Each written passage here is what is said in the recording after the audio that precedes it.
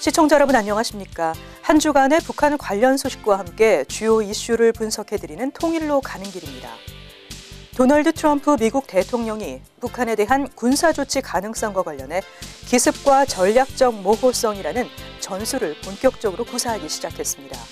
북핵 문제를 둘러싼 중국, 북한과의 군사적, 외교적 기싸움과 대치 국면이 당분간 지속될 조짐을 보이고 있는 상황에서 최후의 수단인 군사조치에 대해서는 자신의 패를 보여주지 않은 채 상대방을 압박하겠다는 트럼프 특유의 협상 전략인 것으로 보입니다. 트럼프 대통령은 지난 17일 폭스뉴스와의 인터뷰에서 북한과 관련해 무슨 일이 일어날지를 지켜보자 나는 북한 문제 해결을 위한 내 조치들을 알리지 않을 것이라고 언급했습니다. 핵 추진 항공모함 칼빈스남을 한반도 인근으로 이동시키는 등 군사력을 평양에 정조준하면서도 군사행동의 시점과 조건, 규모 등 구체적인 내용에 대해서는 당분간 함구하겠다는 의도를 밝힌 것입니다. 불과 이틀 전만 해도 트위터에 우리 무력은 증강되고 있고 그 어느 때보다 급격히 강해지고 있다. 솔직히 말해 우리는 다른 방법이 없다며 북한의 군사적 경고 메시지를 날린 트럼프 대통령이 대북 군사 조치를 구체적으로 밝히지 않겠다고 한 것은 대북, 대중압박 효과를 노린 것이라는 해석이 지배적입니다. 자신이 갖고 있는 패를 굳이 상대방에게 공개하지 않으면서 효용성을 극대화하겠다는 의도를 바탕으로 하고 있는 것으로 보입니다. 실제로 트럼프는 지난해 대선 기간에도 이슬람 국가 격퇴전과 관련해 버락 오바마 전 대통령을 비판하며 미리 공격하겠다고 공언하면 지도부들이 다 숨어서 군사 조치의 효과가 없다고 여러 차례 지적한 바 있습니다. 트럼프는 이날 인터뷰에서도 우리는 오바마 대통령 시절 몇 년간 지금과는 다른 일들을 봤다. 미국이 북한의 김정은에게 압도됐다고 주장했습니다. 쉬운 스파에서 백악관 대변인은 전략적 모호성 전술을 설파하고 나섰습니다. 그는 17일 브리핑에서 대북 군사 조치가 시작되는 레드라인이 있느냐는 질문에 트럼프 대통령이 공허하게 모래밭에 어떤 레드라인을 그을 것으로 생각하지 않는다. 그러나 적절한 때 단호한 행동을 취할 것이라고 말했습니다. 북한이 선을 넘었다고 판단되면 시리아 공습 때처럼 예고 없이 응징에 나설 수 있다는 것입니다. 그는 대북 군사 조치를 한다면 아마도 의회와의 협의 절차 없이 헌법 2조의 대통령 권한을 활용할 것으로 생각한다고 덧붙였습니다. 통일로 가는 길, 지한샘입니다.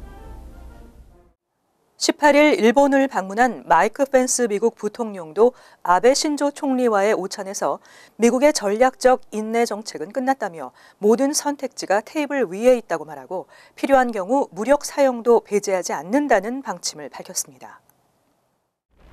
마이크 펜스 부통령은 평화는 힘에 의해 달성된다며 미국은 북핵 문제의 평화적 해결을 위해 일본, 한국 및 모든 동맹국, 그리고 중국과 긴밀히 연대해 나갈 것이라고 말했습니다. 트럼프 행정부가 잇따라 강경한 대북 메시지를 내놓자 북한도 고위급 외교라인을 동원한 선전전을 펼치며 맞불을 놓고 있습니다.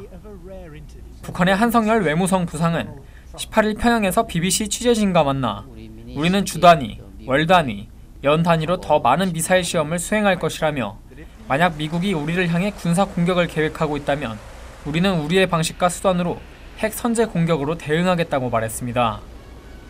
그는 미국이 군사적 수단을 동원할 만큼 무모하다면 그날 바로 전면전이 발생하는 것을 뜻한다고 덧붙였습니다. 김인용 유엔 주재 북한 대표부 차석 대사는 17일 뉴욕 본부에서 기자회견을 자처해 미국의 시리아 공습에 대해 깡패 비슷한 논리를 가지고 있다고 원색적으로 비난했습니다. 통일로 가는 길, 지한샘입니다. 미국의 대북 군사적 압박이 강화되고 있는 가운데 북한은 지난 15일 김일성의 105번째 생일을 맞아 신형 무기들을 총출동시킨 대규모 열병식을 거행했습니다. 그런데 북한 조선중앙TV의 열병식 중계방송과 이 열병식에 초대됐던 외신 기자들이 촬영한 사진들을 보면 북한이 공개한 무기들은 그야말로 빛 좋은 개살구였음이 백일하에 드러납니다. 북한이 자랑하는 최신의 전차는 열병식 장소로 진입하다 갑자기 흰 연기를 내뿜으며 대열에서 이탈했고 북한군 특수부대 대원들이 쓰고 나온 선글라스는 한국이나 미국 특수부대에서 사용하는 안면 보호용 전투용 고글이 아닌 그야말로 레저용 선글라스였습니다. 또한 보병들이 들고 있던 총기 역시 유탄 발사기 총구 길이가 일정하지 않은 급조된 짝퉁으로 보이는 소총이었습니다.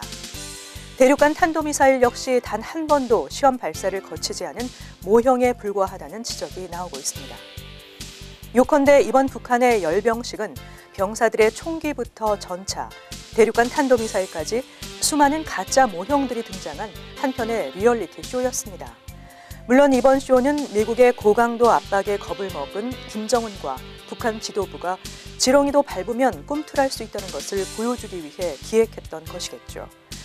하지만 이번 쇼에서는 곳곳에서 어이없는 허점들을 노출했고 김정은이 자랑하는 북한의 막강한 군사력이 얼마나 형편없는 것인지를 증명하는 역효과를 가져오는 것 같습니다. 통일로 가는 길 오늘 순서를 마칩니다. 시청해주신 여러분 고맙습니다.